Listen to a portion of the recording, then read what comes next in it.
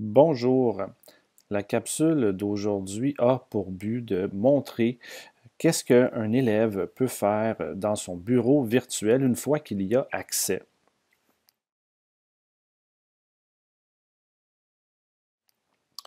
Alors, premièrement, ça va être important d'avoir accès à l'adresse qui est indiquée ici, soit le bv.cslaval.qc.ca pour avoir accès au bureau virtuel.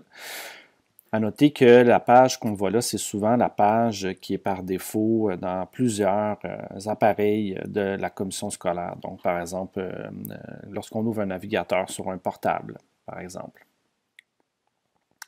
Lorsqu'on a accédé à la page, il faut entrer le code d'utilisateur qui correspond au numéro de fiche de l'élève. Donc, on entre seulement les numéros et non l'adresse courriel. Ensuite, le mot de passe. Le mot de passe doit avoir été assigné au préalable. Une fois à l'intérieur, on arrive sur cette page par défaut, soit sur l'onglet Accueil. À noter que les menus se trouvent ici dans la section en jaune et que chaque menu est accompagné d'un sous-menu dans la barre bleue qui se trouve juste ici. Et les sous-menus vont changer selon la section dans laquelle on va se retrouver. Par exemple, dans la section Accueil, je vais avoir le sous-menu pour avoir un accès rapide, par exemple, à l'application Zoom ou encore à la plateforme Google Classroom. Je m'en vais dans Ressources élèves primaires.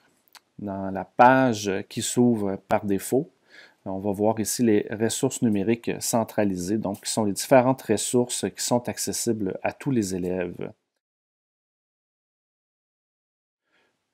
Dans la section Échange. Dans la section Échange, on arrive par défaut sur la section Outlook. Donc Outlook qui est pour avoir accès au courriel de l'élève et la section Office, donc qui nous permet d'avoir accès par exemple aux différents outils tels que Word.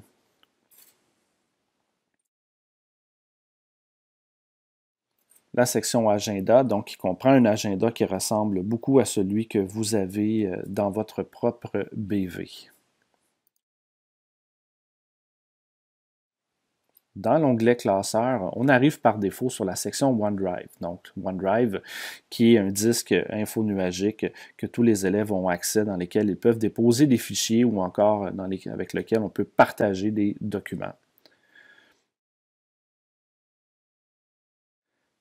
Dans la section Nouvelles, l'élève pourra retrouver différents liens vers des sites qui contiennent de l'actualité.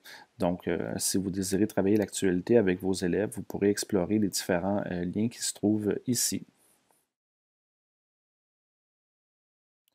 Dans la section Dossier scolaire, on arrive dans la section Bulletin PDF. Donc, on peut retrouver différents bulletins en format PDF qui concernent l'élève en question. Finalement, nous avons la section Outils.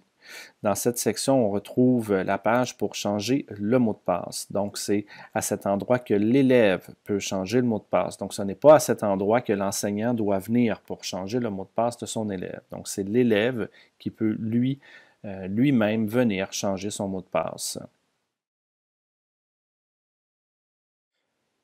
Dans la section à droite, vous allez retrouver le bouton ici qui permet de se déconnecter du bureau virtuel de façon sécuritaire. Alors voilà, c'est tout pour le bref survol du bureau virtuel.